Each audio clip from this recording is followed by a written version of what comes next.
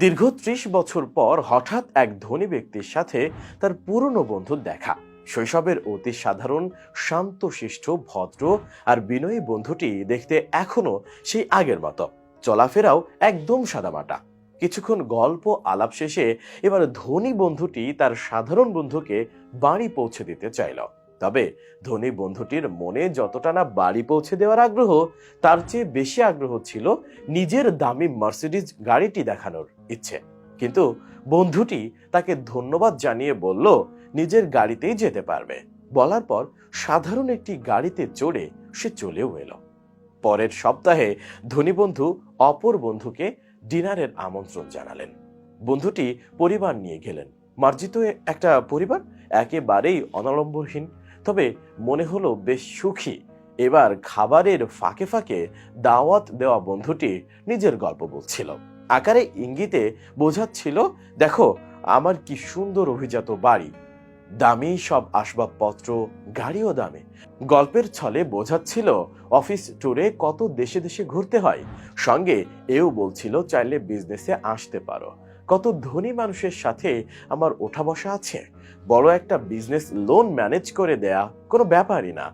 কিন্তু বন্ধুটির এসব ব্যাপারে কোনো আগ্রহ আছে বলে মনে হলো না, শুধু ধনী বন্ধুর খুব প্রশংসা করলো। এরপর কথা অন্য প্রসঙ্গে চলে এলো। শৈশবে কথাই স্কুলের কথা এবং স্যারেদের কথাই শুরু হলো শৈশবের নানা গল্প। পুরনো শিক্ষক, বন্ধু, আত্মীয় স্বজন কে কেমন আছেন, তাদের খোঁজ নেওয়া হয় কিনা ইত্যাদি। কিন্তু ধনী ব্যক্তির স্ত্রী এসব একদমই ভালো লাগছিল না। তিনি স্পষ্ট ভাষায় পাশ থেকে বলে উঠলেন, শুধু শৈশব আর নীতিশাস্ত্র নিয়ে পড়ে থাকলে জীবনে আগানো যায় না। এমন শৈশব তো সবারই আছে। এই কথার আর কথা আgoয় না। একসময় তারা বিদায় নিলেন। কিছুদিন পর এবার ধনী বন্ধুর বাড়িতে ফোন। দুপুরে একসাথে খেতে দাওয়াত দিল অপর বন্ধুটি। ধনী বন্ধুর স্ত্রী তেমন আগ্রহ না থাকলেও স্বামীর জোরাজুরিতে রাজি হলেন। বন্ধুর বাড়ি গিয়ে দেখলেন দামি না হলেও বেশ সুন্দর পরিপাটি করে সাজানো গোছানো একটা বাড়ি। বাড়তি কোনো আভিজাত্য নেই, তবে শান্ত স্নিগ্ধতায় পরশ আছে। এবার ধনী বন্ধুটির আরো অবাক হওয়ার পালা। অবাক হওয়ার কারণ, বসার ঘরে টেবিলের ওপর রাখা একটি গিফট বক্স। কারণ তিনি যে কোম্পানিতে চাকরি করেন, গিফট বক্সটি সেখান থেকে পাঠানো। কৌতূহল আটকে রাখতে পারলেন না ধনী বন্ধুটি। বলল, আমি তো এই কোম্পানিতেই চাকরি করি, তুমি কি ওখানে কাউকে চেনো নাকি? অন্য বন্ধুটি বলল, ডেভিড পাঠিয়েছে। ডেভিড? মানে কোন ডেভিড? জবাব এলো, ডেভিড থমসন। ধনী বন্ধুটি এবার চমকে উঠল। ডেভিড থমসন তাদের কোম্পানির এমডি, কোম্পানির 30% মালিক ডেভিড, বাকি 70% মালিক ডেভিডের কোনো এক বন্ধু। শুধু তাই না, বিশাল বড় কোম্পানিটির পুরো ভূ সম্পত্তির মালিকও নাকি সেই বন্ধু। কিন্তু কে তা ধনী বন্ধুটি জানে না। এমনকি সে কল্পনাও করতে পারেনি কত বড় ঘোর বিস্ময় তার জন্য অপেক্ষা করছিল।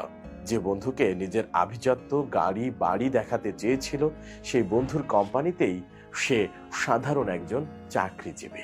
তার দম্ভ, অহংকার, আভিজাত্য এক মুহূর্তেই চুপসে গেল। মনের অজান্তে সামনে বসে থাকা কোম্পানির প্রকৃত মালিককে স্যার ডাকতে শুরু করলো। তার স্ত্রীর মুখখানাও হলো দেখার মতো।